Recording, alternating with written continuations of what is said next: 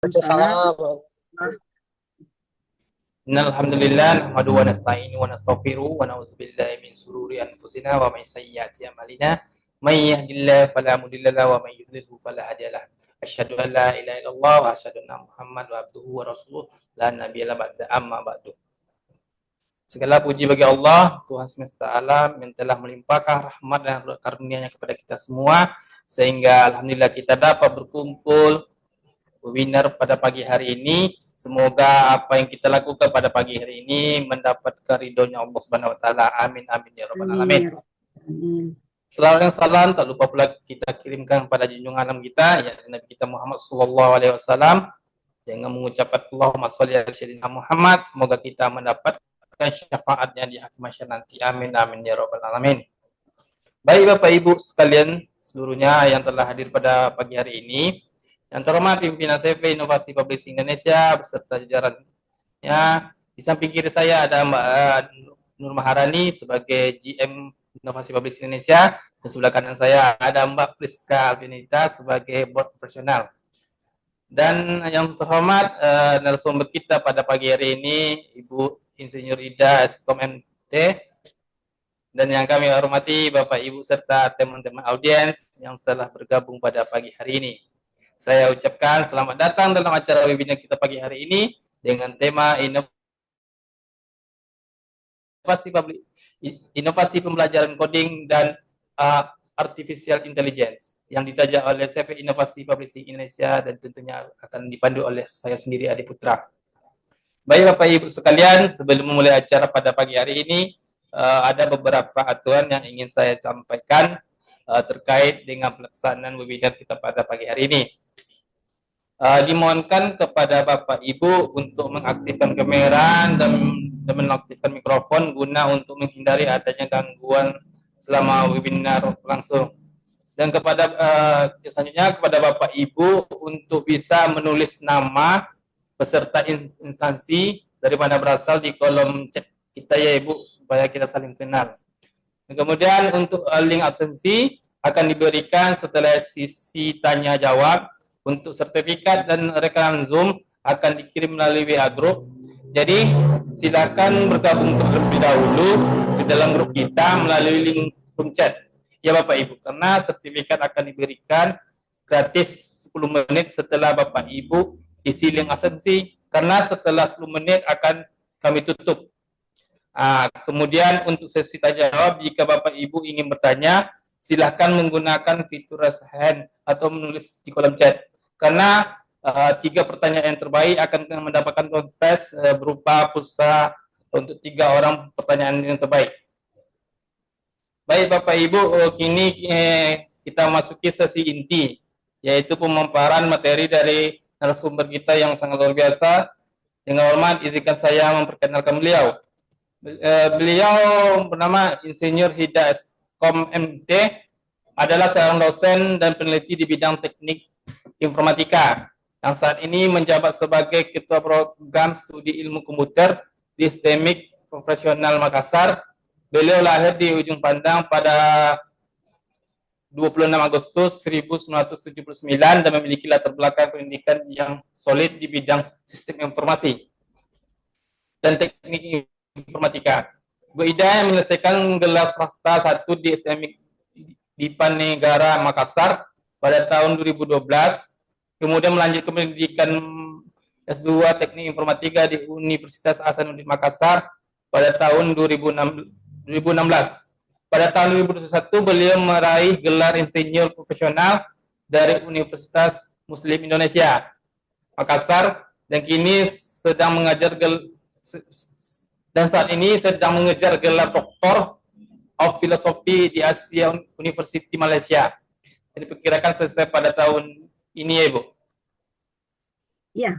Nah, dengan pengalaman yang lebih dari 20 tahun di dunia pendidikan dan teknologi, Ibu Ida juga memiliki berbagai publikasi internasional dan mencakup topik-topik canggih seperti sistematika keamanan berbasis biometri, pengelolaan data, penggunaan algoritma kecerdasan buatan, serta teknologi berbasis cloud dan lain sebagainya. Ibu Ida juga merupakan dosen di Universitas Muhammadiyah Makassar, dan ia juga menerima berbagai penghargaan atas dedikasinya di dunia pendidikan, termasuk penghargaan dosen sertifikasi oleh Kementerian Pendidikan dan Kebudayaan pada tahun 2022. Nah, sekian tentang Ibu Insinyur Ida Eskom MT. Kita sapa dulu lah Ibu. Halo Ibu, selamat pagi. Waalaikumsalam Pak Ade. Bagaimana kabar Ibu pada pagi hari ini? Alhamdulillah, Rabbil Alamin. Sehat-sehat Pak. Alhamdulillah. Semoga kita semua sehat-sehat kan, ya, Ibu. Amin. Baik Ibu, tanpa berpanjang kata, kami persilakan untuk Ibu menyampaikan materi pada sesi webinar kita pagi hari ini kepada Ibu Insinyur Ida Eskom MT. Kami persilakan dengan segala hormat. Iya, baik. Terima kasih Pak Ade. Semangat pagi Bapak Ibu dan adik-adik mahasiswa yang telah hadir di seminar hari ini. Mohon izin saya share materinya ya. Ya, oke, baik Pak Ade. Materinya, ya. Materi hari ini yang akan saya paparkan itu adalah tentang inovasi pembelajaran coding dan artificial intelligence. Nah, sebelumnya Pak Ade, saya tahun kemarin itu sebagai salah satu tim dari fasilitator untuk mengajarkan ke guru-guru di kabupaten. Jadi yang saya ajarkan ini adalah tentang pembelajaran coding dan artificial intelligence. Ya, baik.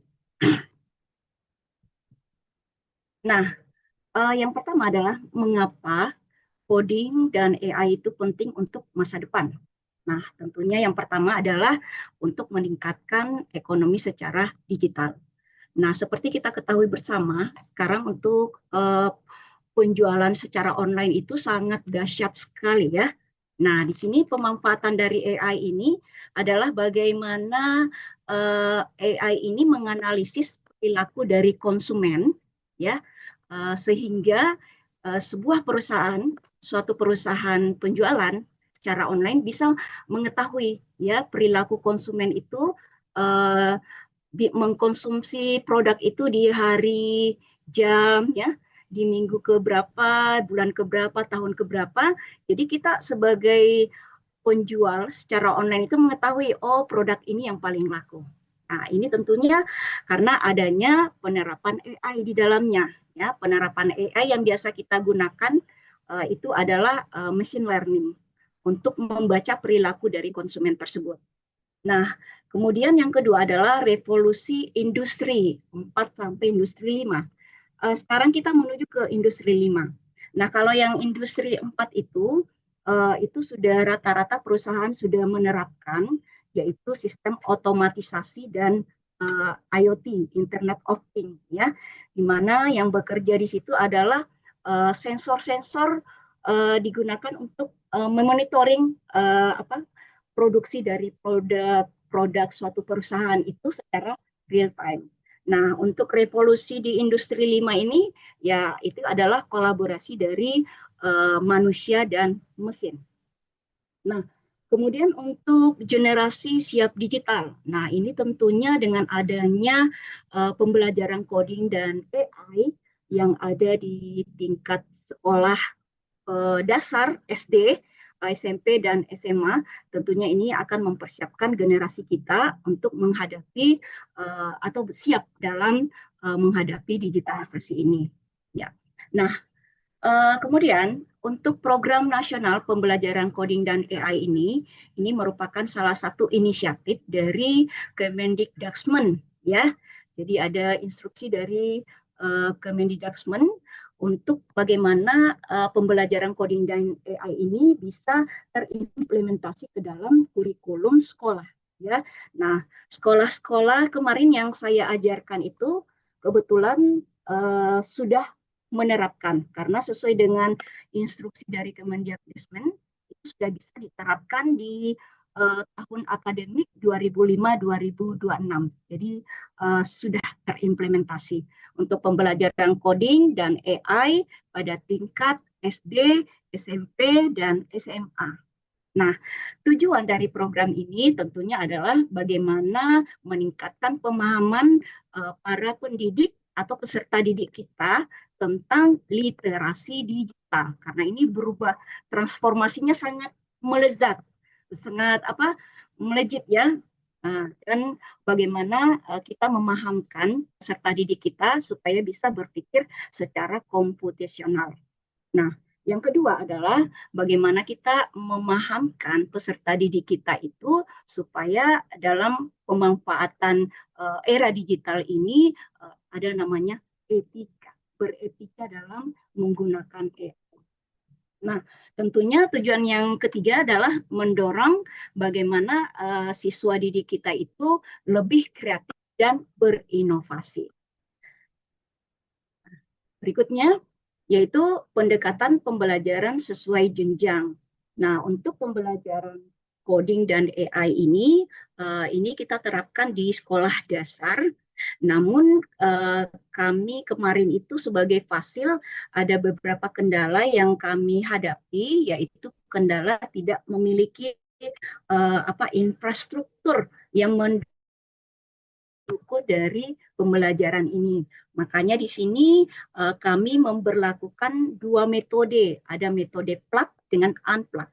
Kalau metode plug itu berarti fasilitas yang kayak semacam komputer atau jaringan internet ya, atau menggunakan internet itu bisa kita gunakan secara plug. Tapi kalau misalkan tidak ada fasilitas komputer atau jaringan, itu bisa kita gunakan metode secara unplug. Nah, di tingkat SD ini kami menekankan untuk peserta didik itu bagaimana supaya mereka sejak dini bisa berpikir secara komputasional. Dengan cara apa? Jadi untuk guru-guru itu tenaga pengajar itu harus memberikan sebuah studi kasus sehingga peserta didik kita bisa berpikir, oh seperti ini penyelesaiannya. Jadi mereka sudah diasah sejak dini itu bagaimana berpikir secara komputasional. Secara komputasional di sini berarti ada semacam pengimplementasian algoritma, di mana algoritma itu artinya memberikan instruksi secara terstruktur. Jadi misalkan ada sebuah kasus, berarti dia bisa kira-kira langkah-langkah apa yang akan kita tempuh untuk menyelesaikan kasus tersebut. Ya tentunya dengan adanya penerapan susunan algoritma-algoritma. Nah untuk penyusunan algoritma ini bisa kita gunakan secara plug ataupun unplug. Nah salah satunya di sini adalah kita menggunakan Scratch, ya aplikasi Scratch untuk membuat animasi, ya animasi game misalkan. Nah, di jenjang yang kedua, yaitu sekolah menengah pertama atau SMP. Nah, di sini kami mengenalkan beberapa jenis AI yang bisa digunakan untuk membantu dari segi akademik. Nah, yang kami fokuskan di sini adalah konsep machine learning-nya atau deep learning-nya. Ya, nah di sini kami memperkenalkan siswa didik itu bagaimana caranya mengklasifikasi suatu pola data. Jadi data itu bisa diklasifikasikan, misalkan berdasarkan gambar. Berarti kalau berdasar gambar, berarti ada pendalaman deep learning. Jadi kalau gambar-gambarnya itu berupa orang, berarti kita bisa klasifikasikan sebagai manusia. Kemudian kalau gambar-gambarnya berupa hewan, kucing, kelinci, harimau atau apa, itu kita bisa klasifikasikan sebagai hewan. Dan itu akan memberikan informasi bahwa ini termasuk kategori hewan atau kategori manusia dengan tingkat akurasi sampai 100%. Ini di sini kita memperkenalkan penggunaan teachable mesin.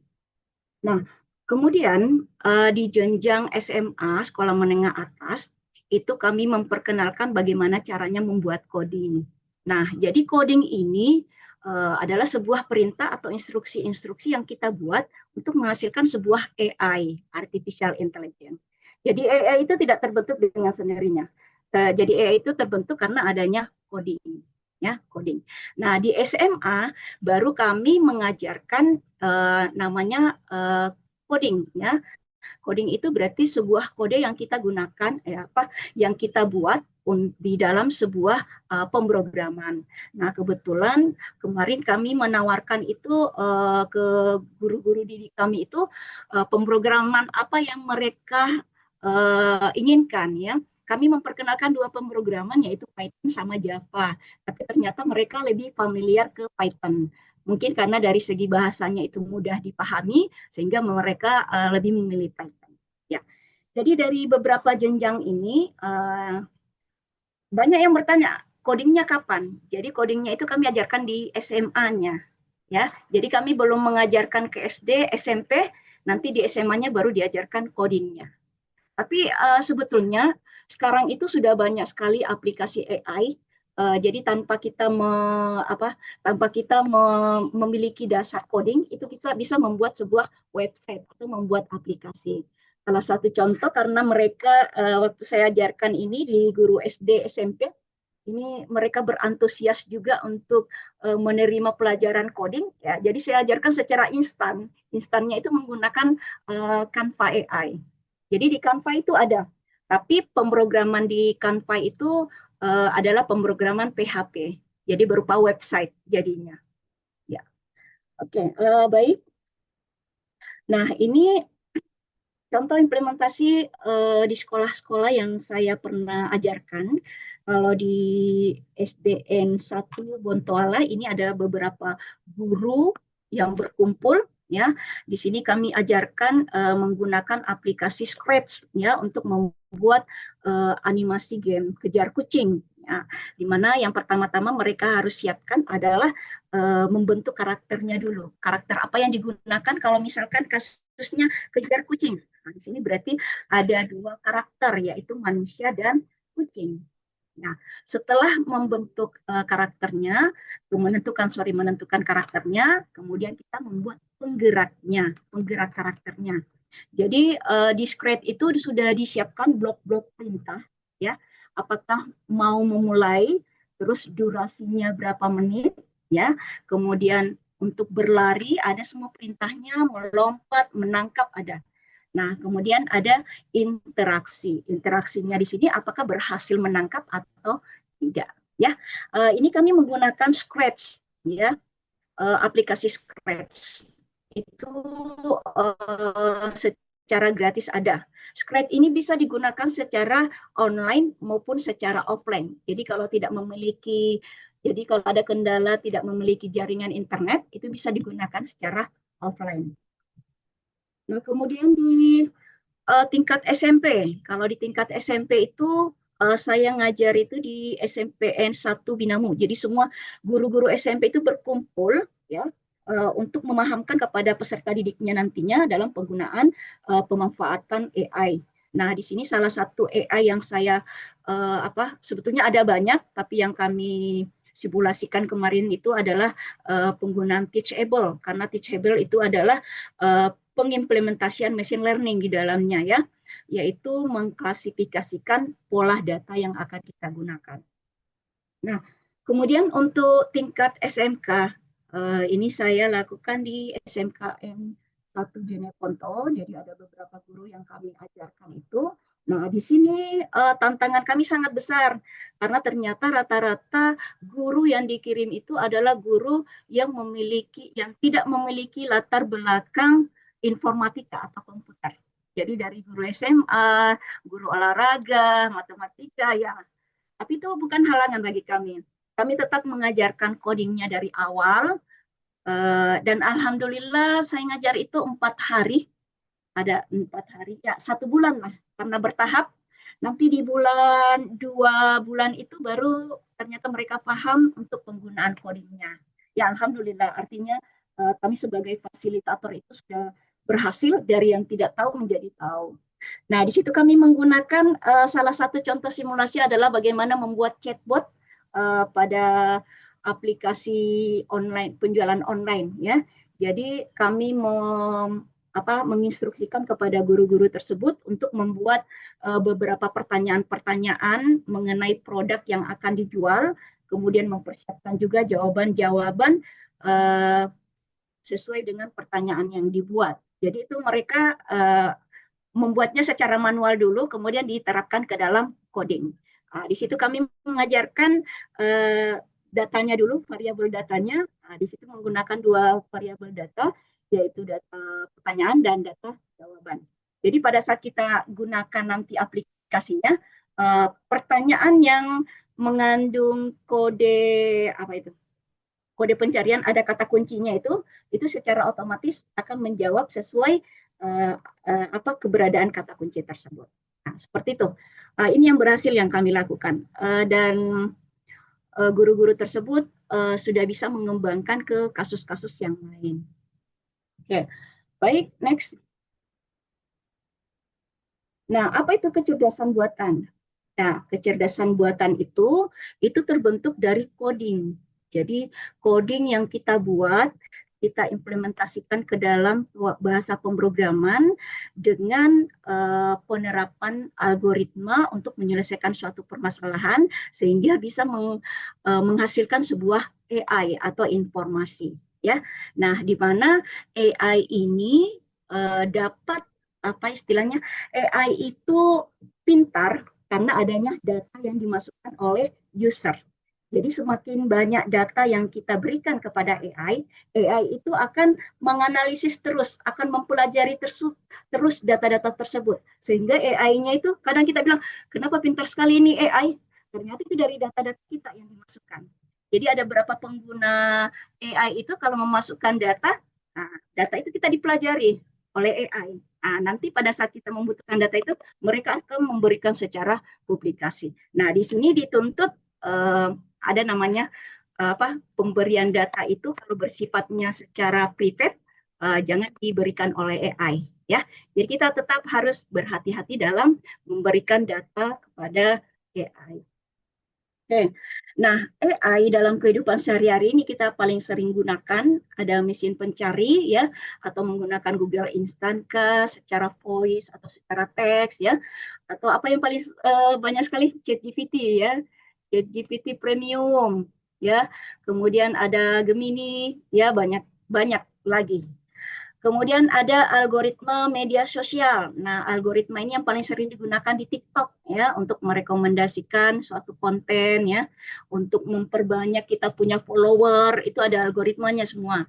Kemudian ada GPS ya, GPS ini ya menentukan untuk menuntun kita ke rute-rute yang akan kita lalui apa yang kita tuju. Kemudian ada chatbot, ini pemberian layanan otomatis. Nah, itu tadi AI-nya. Jadi AI itu sekali lagi saya pahamkan untuk AI itu terbentuk karena adanya coding, pembuatan coding sehingga menghasilkan AI. Kebanyakan mungkin dari kita memanfaatkan AI-nya saja. Iya, oke, baik. Nah, kemudian ada manfaat dan tantangan pembelajaran AI. Nah, manfaatnya pasti banyak sekali. Di beberapa manfaat ini yang paling perlu kita fokus adalah meningkatkan kemampuan dalam pemecahan masalah. Kenapa bisa seperti ini? Karena banyak sekali algoritma yang bisa kita terapkan untuk memecahkan permasalahan. Misalkan masalah bencana, itu kita bisa mengetahui atau memprediksi bencana banjir akan terjadi, ya. Itu kita bisa memprediksi dengan adanya algoritma. Atau kita bisa merekomendasikan produk dari produk yang muncul itu kita bisa merekomendasikan lagi produk setelah produk ini akan ada produk tambahan. Itu rekomendasi itu karena adanya algoritma rekomendasi. Nah, kemudian tantangannya. Nah, tantangannya adalah pertama pasti kesiapan infrastrukturnya. Kalau ini tidak mendukung berarti AI-nya juga kita terbatas, ya. Kalau infrastrukturnya memadai, berarti kita bisa menggunakan banyak sekali jenis AI. Nah, kemudian yang kedua adalah pelatihan guru tentang pembelajaran coding. Tentunya itu kita harus selalu melakukan pelatihan sehingga guru-guru kita itu bisa istilahnya betul-betul apa yang didapatkan itu dipahamkan oleh peserta didiknya nantinya. Nah, yang ketiga, tantangan yang ketiga ini yang paling saya takuti ini. Saya pernah seperti ini, saya pernah berada di fase ini, tapi setelah saya sadar, saya beralih. Nah, ini adalah ketergantungan dari penggunaan AI, kebanyakan dari kita itu sangat tergantung. Mungkin untuk meminimalkan ketergantungan ini, sebelum kita mencari tahu tentang apa yang kita mau uh, cari di AI itu, kita harus ada dasar dulu pengetahuan. Apakah dasar pengetahuannya itu didapatkan dari hasil sharing bersama teman-teman atau langsung bersama pakarnya. Itu kalau sudah ada dasar, secara otomatis kalau kita menggunakan AI, di AI itu kita bisa berdebat di AI-nya, ya. Nah, AI itu memberikan jawaban, kita bisa debat. Jawabannya kayaknya kurang ini, tidak terlalu bagus jawabannya. Itu akan diulang lagi AI-nya sampai menghasilkan betul-betul jawaban yang sesuai yang kita butuhkan. Nah, untuk meminimalkan risiko ketergantungan yang kedua adalah dengan menggunakan beberapa referensi. Jadi jangan menggunakan cuma satu referensi AI, gunakan beberapa referensi, kemudian dari hasil jawaban referensi itu baru kita kumpulkan kira-kira yang mana sesuai dengan jawaban yang kita mau, ya seperti itu. Nah, kemudian tantangannya adalah kurikulum yang adaptif. Nah, tentunya karena ini merupakan inisiatif dari Kemendikbudristek bahwa ini merupakan mata pelajaran pilihan dalam kurikulum. Jadi sebaiknya mungkin karena ada beberapa manfaat yang bisa kita ambil dari pembelajaran ini, mungkin bisa diterapkan ke dalam kurikulum di sekolah-sekolah. Ya. Nah, kemudian strategi. Strategi pelaksanaan dan dukungan pemerintah. Nah, di sini ada pilar pelaksanaannya yaitu dengan memperbanyak pelatihan-pelatihan guru ya. Kemudian dengan apa istilahnya dari sistem pembelajaran itu kita menganut istilah blended learning. Jadi tidak menutup kemungkinan kita bisa secara pembelajaran itu secara daring maupun secara luring. Nah, kemudian ada mentoring proyek inovasi. Nah, ini untuk mengembangkan proyek AI secara nyata. Nah, kemudian dukungan kebijakan. Ya, tentunya karena adanya inisiatif dari Permendikbudristek nomor 12 tahun 2024. Nah, jadi secara otomatis kerangka hukum untuk inovasi kurikulum. Kemudian kebijakan RPJPN-nya 2025 sampai 2045. Ini kita akan fokus ke SDM unggul. Nah, tentunya dengan adanya pembelajaran coding dan AI ini menuntut kita untuk lebih berinovasi sebagai sumber daya manusia. Nah, lanjut. Berikutnya adalah studi kasus untuk generatif AI dalam pembelajaran. Nah, tentunya adalah personalisasi materi. Nah, ini untuk pemberian materinya, sebaiknya kita berikan materi sesuai dengan kebutuhan dari peserta didik kita. Jangan berikan materi yang tidak sesuai, karena itu akan berangan-angan saja. Jadi sesuai apa kebutuhannya. Sama kita, sama saya sebagai dosen di mahasiswa itu, sebelum kita buat kurikulum itu, kita ke industri. Industri itu butuhnya apa? Kebutuhan tenaga apa? Nah, itu yang kita terapkan ke dalam kurikulum sebagai mata kuliah. Sehingga mahasiswa kita tentunya nanti itu siap untuk bekerja di industri. Nah, yang kedua adalah mendorong kreativitas. Nah, tentunya mendorong kreativitas. Kenapa? Karena AI ini sangat membantu. Yang tadinya kita bisa mengerjakan secara bulan-bulan, itu bisa dikerjakan seminggu untuk hasil yang baik. Jangan kerjakan dalam satu hari satu malam. Itu pasti hasilnya kurang baik. Ya. Nah, kemudian ada panduan etika penggunaan. Nah, ini yang perlu juga sebagai pengajar perlu memperbanyak panduan etika-etika kita dalam memanfaatkan AI ini. Ya, ada beberapa aturan-aturan yang harus kita pahamkan ke peserta didik agar tidak semena-mena dalam menggunakan AI. Nah, yang terakhir, ini yang terakhir, kesimpulan dan aksi kita bersama. Yang pertama adalah tentunya merupakan investasi masa depan ya. Nah, untuk pembelajaran coding dan AI ini adalah investasi ya. Saya rasa walaupun kita tidak bergelut di dunia akademik, ini sekarang kita sudah bisa belajar coding ya. Tidak ada latar belakang kita bisa belajar coding. Ya, rata-rata yang saya lihat fenomena yang sekarang itu adalah memanfaatkan. Bagaimana caranya kita berpikir supaya bisa membuat AI? Dengan cara apa? Memperbanyak, mempelajari bagaimana caranya buat coding. Nah, di sini bersama kita ciptakan generasi digital unggul untuk Indonesia Mas 2045. AI sekarang juga banyak sekali ya. Transformasinya cepat sekali. Saya saja masih menggunakan ChatGPT, ternyata sudah ada yang update-update. Ya, seperti itu. Harus update lah. Ya, mungkin yang paling ini kalau misalkan butuh jawaban yang benar, ya pastinya kita harus yang berbayar, menggunakan yang berbayar. Kebetulan karena saya peneliti, ya harus berkorban dari segi materi. Ya, karena jawaban yang dihasilkan oleh yang gratis itu tidak sama dengan jawaban yang kita inginkan. Beda jauh sekali. Nah, kemudian adalah siap bersaing global. Ya, dengan adanya kemudahan-kemudahan dari AI yang kita dapatkan ini, eh, menuntut kita sebagai manusia harus lebih bagaimana caranya bisa bersaing. Bersaing dalam hal apa? Dalam hal positif tentunya ya. Bersaing di dunia penjualan boleh ya, bersaing di dunia penelitian boleh ya, pendidikan boleh ya. Kemudian ada peran kolektif. Nah, peran kolektif ini yang paling dituntut khususnya di dunia pendidikan ya. Pihak sekolah harus memfasilitasi infrastrukturnya harus memadai untuk proses pembelajaran AI, coding dan AI ini. Kemudian pengetahuan guru tentang pembelajaran ini harus lebih luas lagi, jangan sampai siswanya itu lebih banyak mengetahui dibanding kita sebagai pengajar. Ya. Nah, kemudian orang tua juga berperan aktif. Oke, mungkin ini saja materi yang saya bisa sampaikan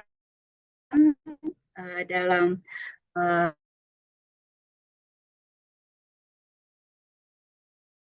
ya, wabillahi taufik wal hidayah. Assalamualaikum warahmatullahi wabarakatuh. Waalaikumsalam warahmatullahi wabarakatuh. Terima kasih Ibu atas pemaparan materi yang sangat luar biasa, apalagi mengenai topik kita pada pagi hari ini, yaitu inovasi pembelajaran coding dan AI. Nah, pembelajaran ini sebenarnya sangat penting karena pada zaman sekarang ini di era digital, apapun itu aktivitas pasti menggunakan AI, apalagi di bidang akademik atau sebagainya. Dan itu pun sangat bermanfaat untuk saya sendiri pun juga sangat bermanfaat. Mungkin pada pagi ini ada kawan-kawan, ibu-ibu, bapak, atau adik-adik sekalian yang ingin bertanya mengenai pembahasan kita pada pagi hari ini. Kami persilakan untuk sesi tanya jawab pada pagi hari ini. Kita buka 3 pertanyaan yang terbaik kepada Bapak Ibu yang ingin bertanya. Kami persilakan bisa menggunakan fitur raise hand atau menulis di kolom chat. Karena 3 pertanyaan terbaik akan kami berikan dompet berupa pulsa untuk Bapak Ibu. Ya, sudah ada pertanyaan kayaknya Pak Ade. Oh iya. Setelah kami cek ada satu pertanyaan dari mahasiswa S1 pariwisata, yaitu Zabil. Izin bertanya Bu, bagaimana strateginya agar inovasi teknologi AI ini tidak hanya dinikmati di sekolah unggulan, tetapi juga menjangkau sekolah dengan instruktur dan guru yang terbatas. Terima kasih. Langsung Ibu jawab saja Bu. Ya, baik. Ya. Oke, baik. Terima kasih Saudara Sabil, mahasiswa S1 pariwisata. Ya, bagus sekali pertanyaannya, bagus sekali. Kebetulan pengalaman kemarin kami itu sebagai fasilitator untuk pembelajaran coding dan AI ini, seperti ini juga kondisinya. Kendalanya karena tidak ada infrastruktur. Nah, makanya di pembelajaran coding dan AI ini kami berlakukan 2 metode, ada metode plug dan unplug. Ya, kalau metode unplug berarti itu yang tidak memiliki fasilitas ya atau infrastruktur seperti komputer atau jaringan internet. Nah, Itu kalau yang kami terapkan kemarin itu adalah unplug-nya. Jadi kami membuat begini, studi kasus ya, memberikan studi kasus, kemudian studi kasus itu dibuat secara manual ya. Jadi ditulis secara manual. Kalau misalkan di tingkat SD itu secara manualnya yang seperti saya kasih paparan tadi itu adalah misalkan kasusnya membuat sebuah pesta ulang tahun ya. Nah, di situ bagaimana menyusun algoritmanya secara manual. Jadi algoritmanya itu disusun secara manual adalah peralatan apa dulu yang disiapkan. Jadi ada peralatan yang disiapkan apa-apa saja. Misalkan ada balon, lilin, ya, pita-pita, ya seperti itu. Nah, setelah itu baru apa? Nah, setelah itu baru membuat undangan misalkan. Jadi seperti itu yang kami ini. Jadi mereka disuruh buat seperti itu secara manual sampai terbentuk ke pelaksanaan perayaan hari ulang tahunnya. Seperti itu yang kami ini. Terus kalau misalkan ya susah juga sih kalau di coding dengan AI. Kalau misalkan buat coding itu memang harus menggunakan komputer. Kalau membuat coding. Jadi untuk tingkat SMA mungkin yang tidak memiliki, kalau maaf untuk saudara Sabil, kalau misalkan tidak ada komputer, tapi masih ada mobile atau handphone, itu masih bisa. Tapi kalau sudah tidak ada komputer, tidak ada mobile, itu kayaknya susah sekali memang, ya sangat susah. Kita ya untuk mengetahui bahwa ini masih siswa kita itu sudah bisa kira-kira coding itu dengan ya cara manualnya tadi. Codingnya kira-kira bagaimana. Nah, misalkan kalau di tingkat pembelajaran codingnya ya, codingnya dengan memanfaatkan AI-nya itu secara manual yang tidak memiliki fasilitas apapun, itu berarti kita buat secara buat secara manual. Misalkan untuk bahasa Python, berarti dia harus ketik itu tulis manual codingnya, ya. Saudara Sabil tulis manual. Jadi apa dulu untuk codingnya, misalkan variabelnya apa yang dia mau buat, kemudian instruksinya, kemudian proses-prosesnya seperti apa sehingga menghasilkan informasi, pokoknya betul-betul secara manual. Ini kalau yang memiliki infrastruktur yang terbatas. Tapi kalau yang ada itu enak sekali, tinggal mengetik, klik, langsung jadi. Seperti itu. Mungkin Saudara Sabil hanya itu yang bisa saya berikan. Bagaimana Saudara Sabil? Ya, nggak bisa dong kalau bisa tangan. ya silakan Pak Ade. Terima kasih Ibu atas pemaparan jawabannya. Ini ada yang bertanya. Ada yang bertanya tadi ya. Pak Sulaiman ya.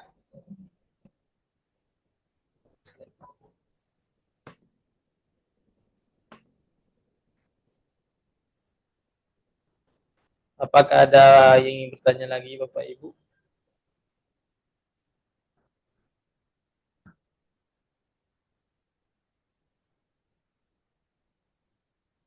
Ya.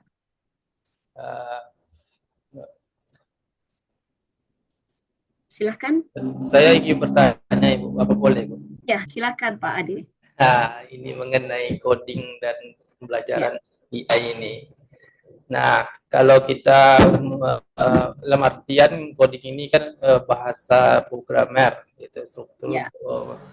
Nah, sedangkan AI ini yaitu memudahkan kita untuk mencari sesuatu, apakah itu pembahasan tentang apapun, baik itu masalah akademik maupun lain sebagainya.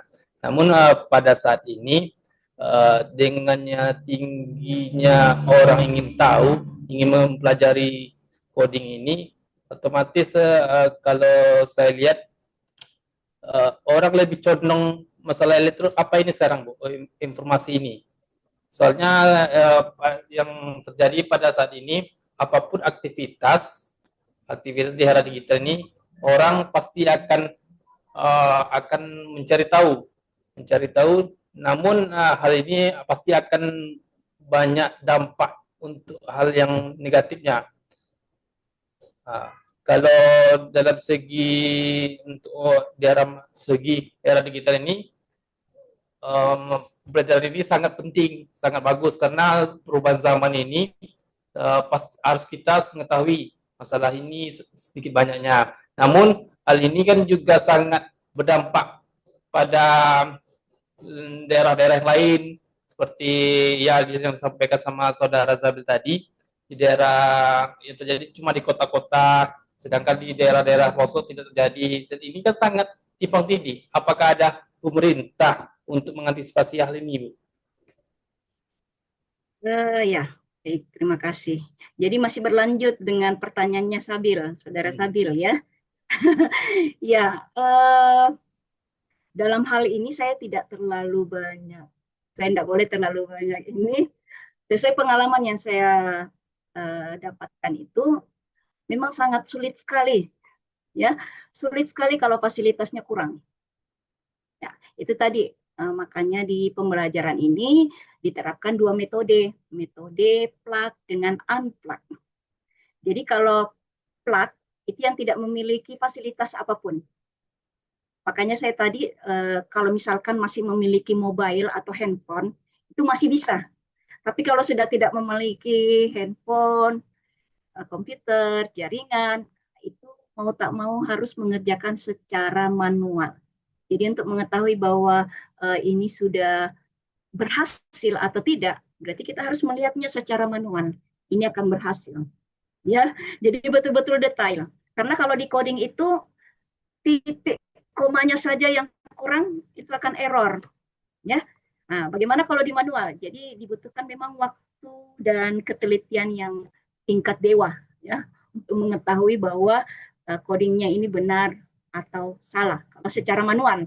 Tapi kalau menggunakan infrastruktur pada saat kita run ya eksekusi itu akan tampil errornya di baris berapa ya. Ini yang harus diperbaiki. Tapi kalau manual butuh kesabaran, ketelitian tingkat dewa ya untuk memeriksa satu baris per baris perintah dari coding tersebut. Baru dikatakan coding tersebut berhasil atau tidak. Karena titik atau kutipnya saja yang tidak ada itu dianggap error. Ya, seperti itu. Agak sedikit lelah lah kalau manual. Ya, tapi kalau istilahnya saya sebagai pengajar misalkan berada di situasi seperti itu ya manual saja pemeriksaannya butuh waktu tidak singkat ya kalau betul-betul harus betul-betul teliti untuk mengetahui bahwa codingannya ini berhasil atau tidak. Mungkin itu saja atau ada apa pengalaman-pengalaman yang lainnya atau gimana? Iya Ibu, untuk pengalamannya memang ada Bu, karena setiap pencarian dari AI ini kan kadang tidak sinkron, perlu diulang-ulang-ulang. Namun akhirnya bisa juga memang ya kita harus berkorban juga harus pakai yang premium ya Ibu, Ya betul. karena Itu pun terbatas tadi. iya betul. Itu pun ada fasilitas, tapi harus bayar lagi supaya dapat informasi yang betul-betul akurat. Iya. Benar sekali Ibu. Terima kasih ya Baik. atas jawabannya Ibu. Ini Bu ada Ya. pertanyaan dari Ya. saudara Adil ke Bapak Adil. Adil, jadi bertanya Bu, bagaimana pandangan Ibu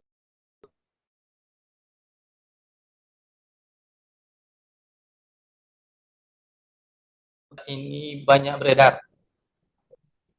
Ya, Apa? Yang mana pertanyaannya di sini? Oh, coba bisa di bagaimana ya pandangan Ibu terkait coding yang saat ini banyak beredar? codingan yang maksudnya yang bagaimananya? Ini Bu.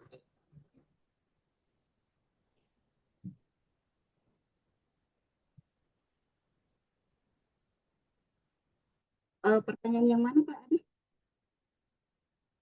Pertanyaan yang dari Dari saudara Adil. Adi ya. mana saudara Saudara Adi? Adi.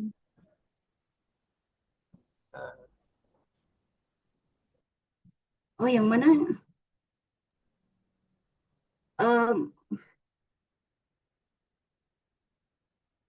yang setelah Sabil ya. Setelah Sabil, bagaimana perbandingan? Ah, ini ya.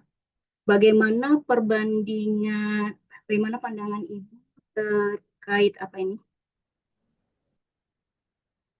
Agar inovasi yang ini ya. Adi, bagaimana pandangan Ibu terkait TB coding yang saat ini banyak beredar? Aduh, ini saya takut-takut juga ini, ya. Apa istilahnya? Iya, betul. Orang yang tidak tahu sama sekali bisa mendapatkan codingan, ya. Tapi menurut pandangan saya begini, kalau memang betul-betul mau mempelajari coding, harus pelajari dari awal, jangan ambil yang instan, ya. Karena yang instan itu memang kita lihat secara ini berhasil, tapi pada saat mengalami suatu error atau di mana, karena kita tidak punya dasar, berarti kita pasti bingung sendiri, ya. Jadi pandangan saya, kalau memang betul-betul mau belajar coding, harus belajar dulu dari dasarnya. Tidak apa-apa, ambil yang sudah ada, ya, yang instan tidak apa-apa. Sambil belajar membandingkan. Jadi tetap ya. Ini adik ya atau bapak ya tetap. Kalau pandangan saya tetap belajar ini, tetap belajar coding. Apakah itu melalui kursus atau belajar langsung ke pakarnya, ya. Tetap saja tidak apa-apa kita gunakan yang instan. Karena kalau instan itu jangan sampai nanti terkendala ada errornya. Karena tidak ada dasar kita tidak bisa mengetahui yang mana error. Nah, itu menurut pandangan saya. Jadi tetap harus belajar di awal kayak dulu. Ya, mungkin itu dari saya, Saudara Adi. Bagaimana Saudara Adi? Ya, ini saya juga Bagaimana posisi. Bapak Adi? Ya, Bapak Adi.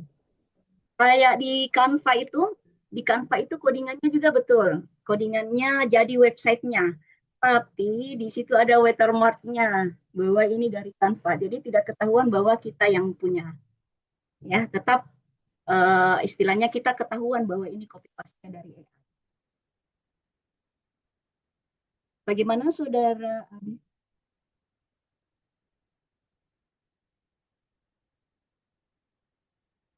Ya, bagaimana? Sepertinya Bapak Adi sudah paham, Ibu. Oh ya, baik. Pertanyaan berikutnya mungkin dari Ada pertanyaan dari Bapak Sulaiman Effendi. Sulaiman. Izin Jadi, bertanya, bagaimana penerapan pembelajaran coding dan AI yang efektif di sekolah dengan keterbatasan sarana dan kompetensi guru? Nah, ini Ibu pasti yang tadi, Ibu. Ya, telah Ibu membahas juga. ya, ini hampir sama dengan pertanyaannya Nabil tadi ya, hampir sama. Eh, ini kan merupakan sebuah inisiatif dari kementerian, ya dari kementerian, dan ini didanai oleh dana BOS juga ya untuk pelatihan-pelatihannya. Jadi mungkin untuk sekolah-sekolah yang memiliki keterbatasan, eh, tetap saja kita ikuti pelatihannya maupun didanai ya, tetap ikuti pelatihannya. Eh, tapi saya rasa untuk handphone itu bisa mungkin ya, walaupun keterbatasannya sangat minim, tapi handphonenya masih ada, itu saya rasa masih bisa. Ya, kecuali kalau memang handphone juga tidak ada, memang sudah tidak bisa sama sekali. Harus betul-betul tulis tangan manual. Ya, tapi kalau handphone masih bisa, itu bisa kita menggunakan AI di dalam handphone. Ya, walaupun tidak ada komputer, tapi ada handphone, ada jaringan internet, itu masih bisa. Tapi kalau memang itu betul-betul tidak ada, apa boleh buat kita lakukan secara tulis tangan manual. Dan untuk kompetensi guru, tetaplah ikuti pelatihan yang ada, walaupun di sekolah itu memiliki keterbatasan infrastruktur. Karena pelatihan-pelatihan begini bagus, ya. Karena kita diajarkan bagaimana cara menggunakan aplikasi ini, ya, bagaimana caranya menerapkan algoritma ini, bagaimana caranya menyelesaikan studi kasusnya. Seperti itu. Mungkin itu saja Pak Sulaiman. Bagaimana Bapak Sulaiman Effendi? Apa ada tanggapan mengenai jawaban dari Ibu? Siap Ibu, terima kasih. Ya, sama-sama Pak.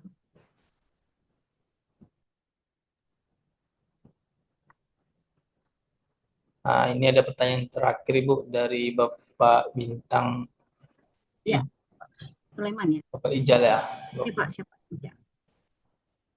Eh, saya tertarik tentang implementasi generate AI ini. Izin bertanya, apakah ini hanya akan diimplementasikan di ranah belajar mengajar coding saja, Bu? Apakah siswa juga menggunakan gen AI ini untuk mengerjakan tugas mereka? Jika tidak, ranah apa saja selain lingkup kelas coding dan AI? Implementasi dari pembelajaran ini memang harus sudah diterapkan di dalam kurikulum sekolah-sekolah, ya.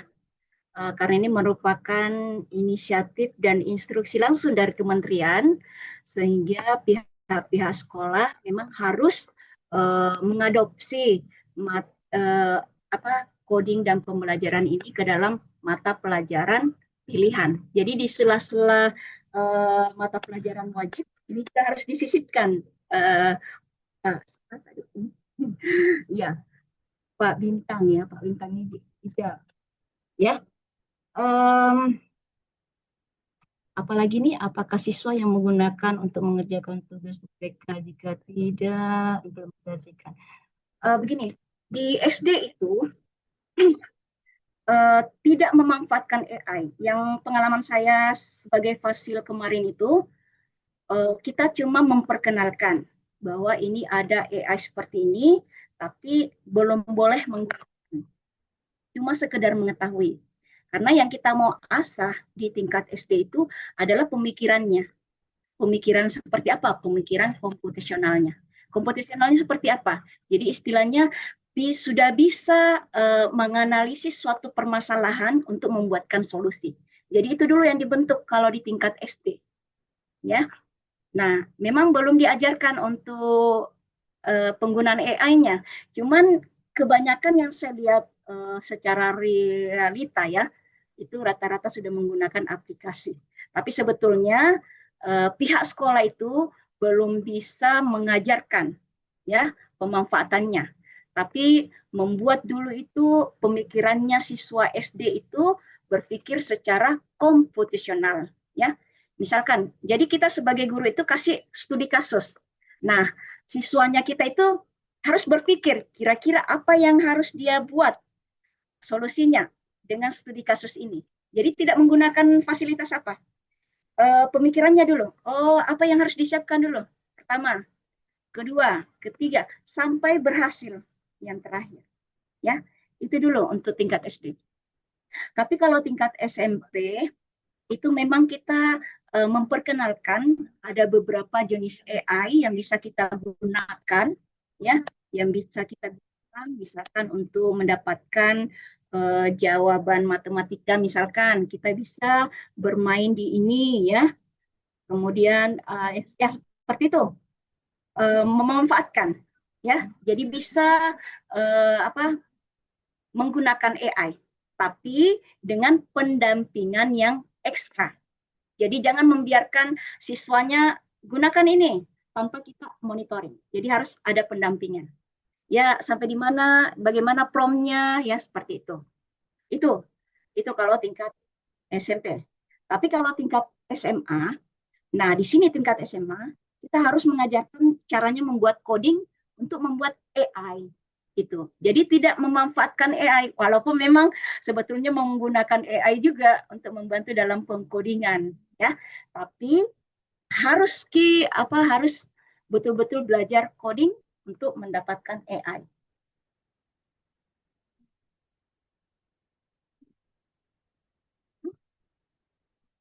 Ya. Mungkin itu saja jawaban saya dari Pak Bintang tadi. Ya.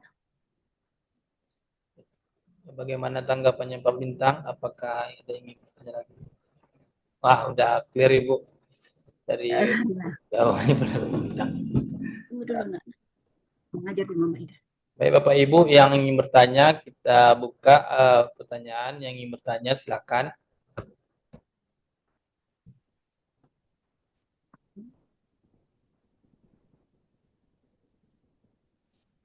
Oh ya, sudah ada.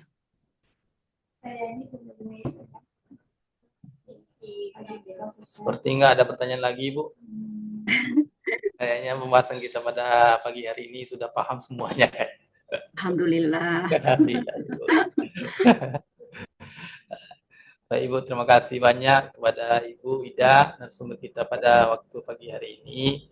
Semoga ilmu yang berharga yang telah dibagikan kepada kita semuanya. Amin. Mengucapkan terima kasih kepada seluruh peserta dan partisipasi aktifnya hari ini. Semoga materi yang disampaikan dapat menjadi bekal yang bermanfaat kita semuanya.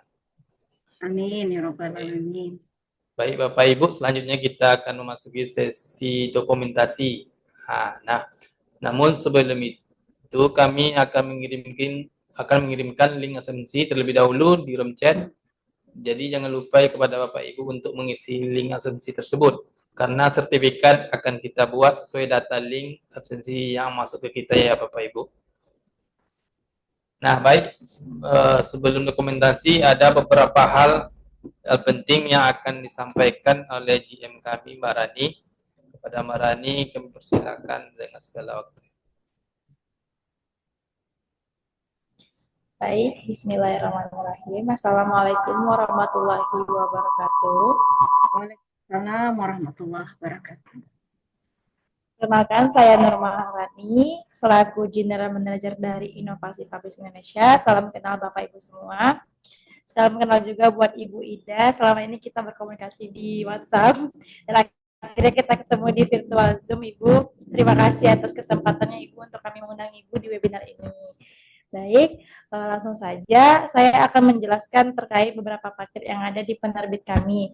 Sebelum itu penerbit kami bergerak di bidang penerbitan buku saja dan ada beberapa paket yang akan saya jelaskan. Yang pertama kita itu ada paket ekonomis yang mana Bapak Ibu nantinya akan memindahkan naskahnya sendiri ke dalam template yang telah kita berikan.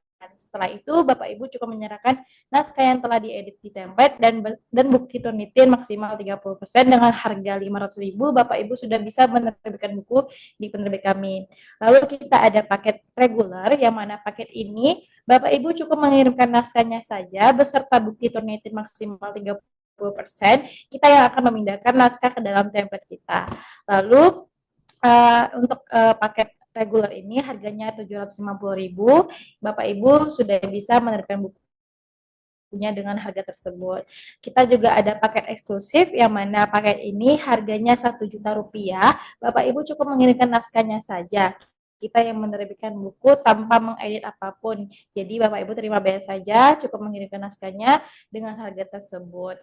Lalu kita ada paket konversi yang mana paket ini Bapak Ibu jika memiliki skripsi, tesis, disertasi maupun penelitian lainnya seperti artikel, jurnal bisa kita terbitkan menjadi sebuah buku. Bapak Ibu cukup mengirimkan hasil penelitiannya saja ke kita yang konversi lagi menjadi sebuah buku dengan harga 1.250.000.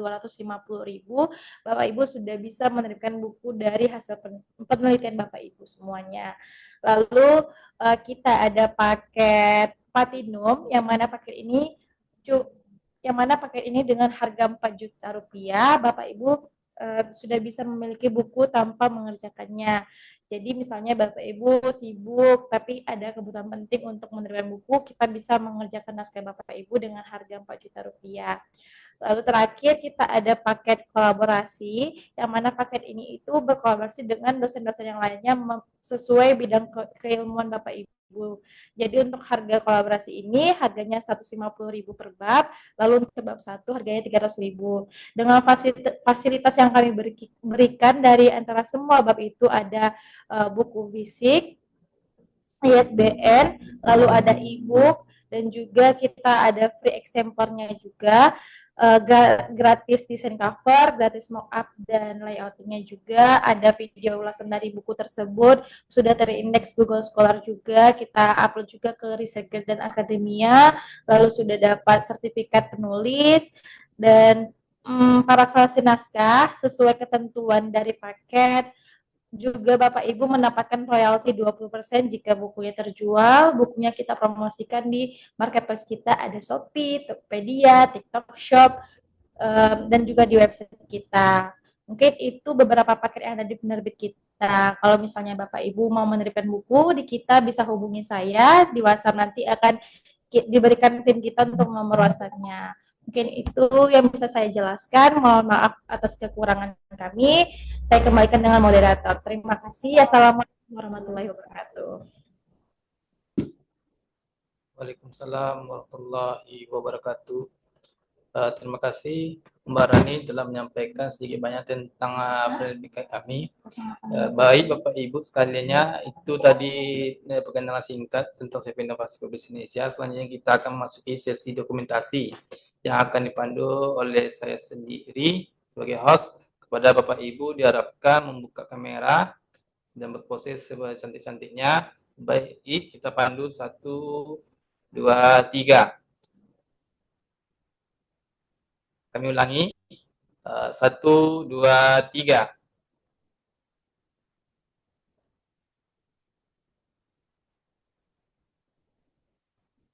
Oke, baik Bapak Ibu. Selesai sudah sesi dokumentasi, menandakan berakhir pula webinar kita pada pagi hari ini.